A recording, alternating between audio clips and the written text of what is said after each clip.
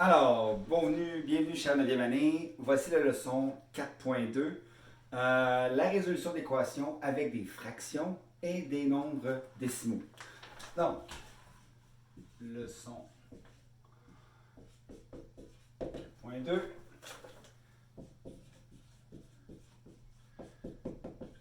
Résolution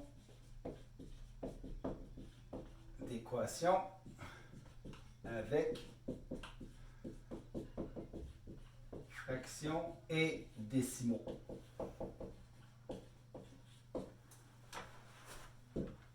D'accord? En fait, juste pour parler de la technique de base, quand on a des fractions ou des nombres décimaux, on peut le voir de différentes manières, mais en général, par expérience, ma technique, ce qui fonctionne bien, c'est d'éliminer les décimaux ou d'éliminer les fractions. Okay? Donc, on va se servir d'une des propriétés qu'on peut faire sur les équations, c'est-à-dire que quand on a un signe d'égalité, de chaque côté du signe d'égalité, on peut multiplier ou même diviser la même chose de chaque côté. Donc, c'est ce qu'on va faire pour éliminer les fractions. Je vais commencer d'abord avec les nombres décimaux. Vous allez voir, donc on peut utiliser notre calculatrice si on a accès à une calculatrice. Puis je vais vous montrer aussi comment on peut le faire en éliminant les nombres décimaux. D'accord? Donc, je vais faire un exemple assez simple. Je vais avoir x moins 6,4 est égal à 12,7. OK? Donc, c'est sûr que si tu vois ça, tu te dis, ben, dans le fond, je vais utiliser la même technique que ce que monsieur a montré dans la leçon 4.1. Je vais prendre mon moins 6,4, je vais l'envoyer de l'autre côté qui va devenir plus 6,4. Je prends ma calculatrice ou je fais un calcul mental, puis je devrais pouvoir y arriver. Effectivement, ça va fonctionner. OK? Donc, je vais avoir x est égal à 12,7. Je prends mon moins 6,4 qui devient plus 6,4. Et ce qui fait donc que x va être égal ici à 12 plus 6, ça fait 18. 0.7 plus 0.4, ça fait 1.1. Donc, je devrais avoir 19,1.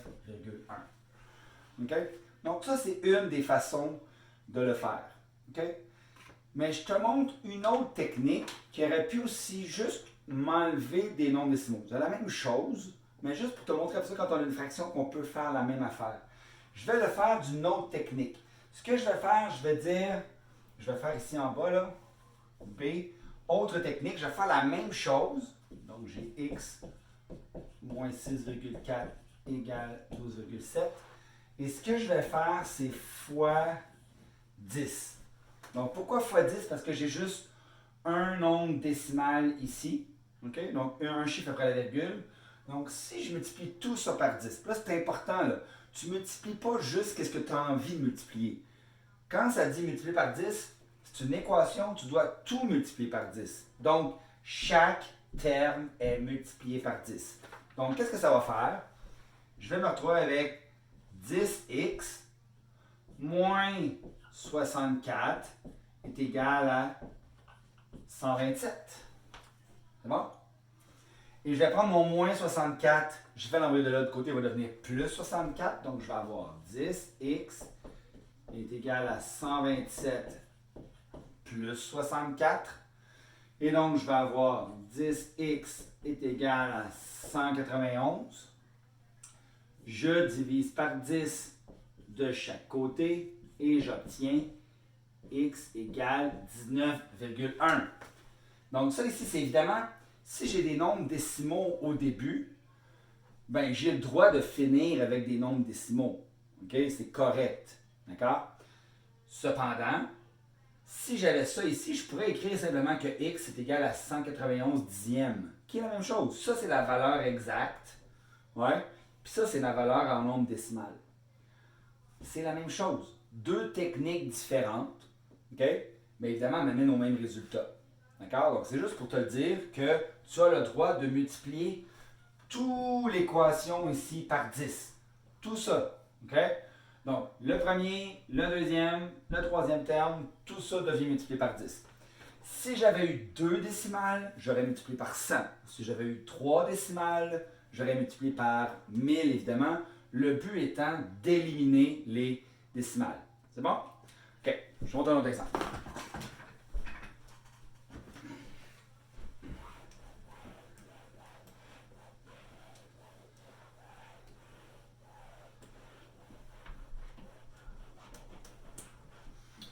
Donc, voici ce que j'ai ici. Je vais faire C. Moins 0,7. Excusez, je vais juste l'effacer avec l'efface avant.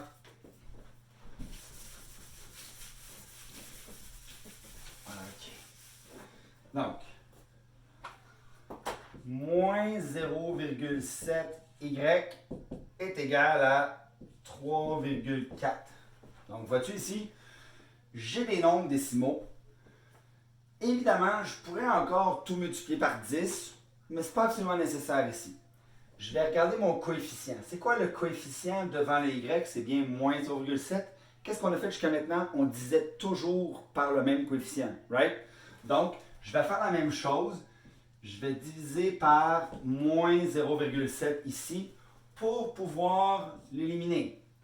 Évidemment, il faut que je divise par moins 0,7 de ce côté. Donc, j'ai un positif divisé par un négatif. Je sais que le résultat va être négatif.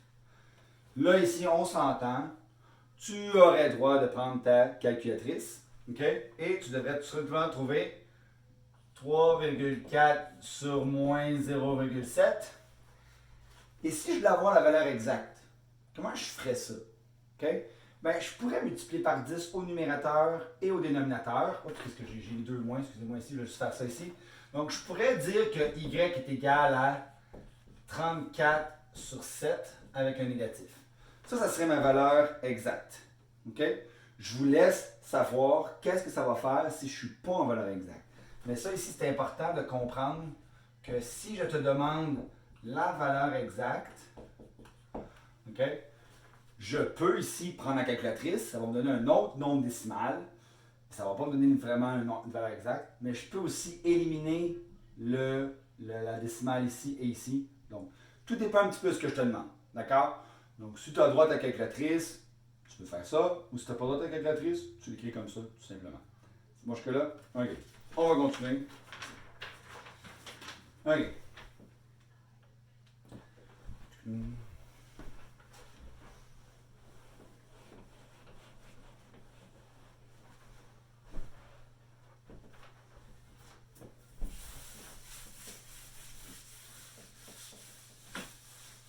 OK.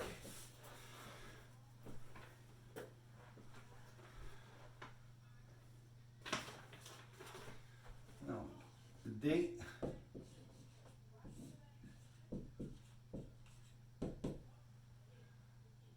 Excusez, je me suis trompé. Okay.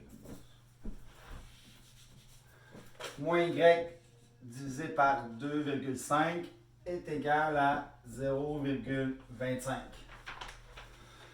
Donc, je ne sais pas si tu vois, là, ici, j'ai donc moins y divisé par 2,5 égale à 0,25. Donc, encore une fois, comment je peux enlever le 2,5 ici qui est divisé?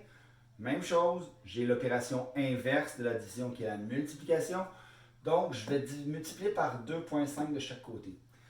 Cependant, tu vas voir aussi que j'ai un moins ici. Il est important, ça tu le fais en deux étapes, tu le gardes.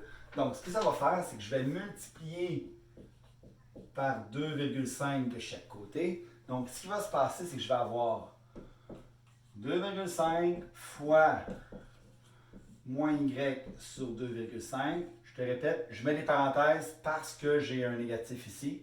OK? Généralement, on essaie d'éviter de mettre le symbole de multiplication comme ça en algèbre.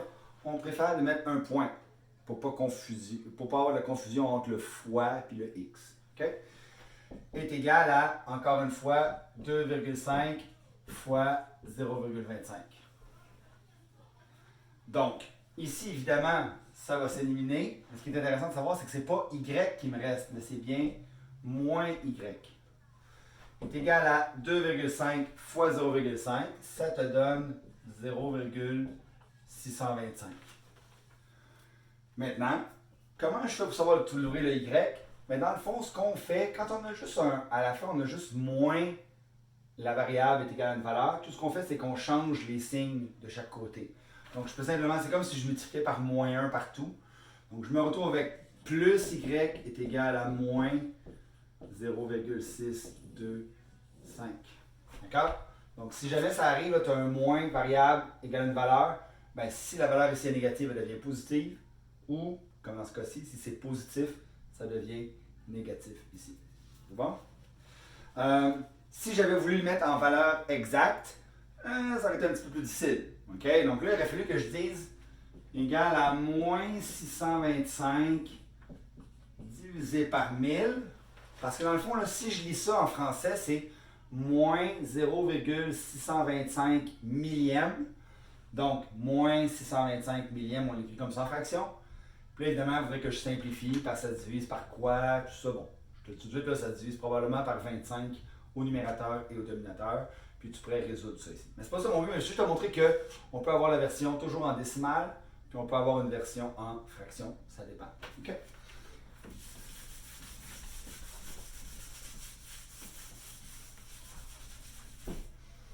OK.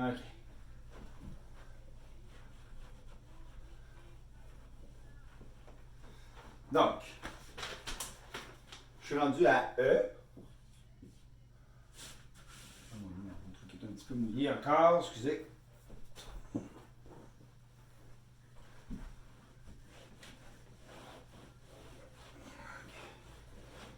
Donc, je fais un autre exemple. 1,2t est égal à 3, plus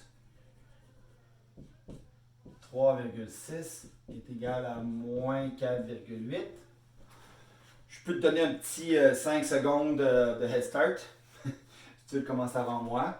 Donc, retranscris-le. 1,2t plus 3,6 égale moins 4,8, si tu veux le faire.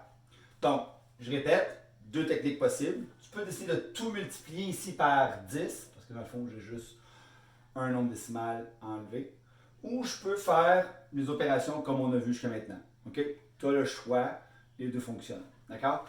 Donc ici, je vais avoir 1,2t égal à moins 4,8. J'envoie le 3,6 de l'autre côté. Et donc, je me retrouve avec 1,2t est égal à moins 8,4. Donc, moins 4 moins 3, ça fait moins 7. Ça fait 1,4. Donc, moins 8,4. Et je divise par 1,2 de chaque côté. Et je me retrouve donc avec t est égal à moins 7. Donc oui, ça peut arriver des fois qu'on a deux nombres décimaux, mais on arrive avec un nombre, un entier relatif comme réponse finale. Ça peut arriver. OK?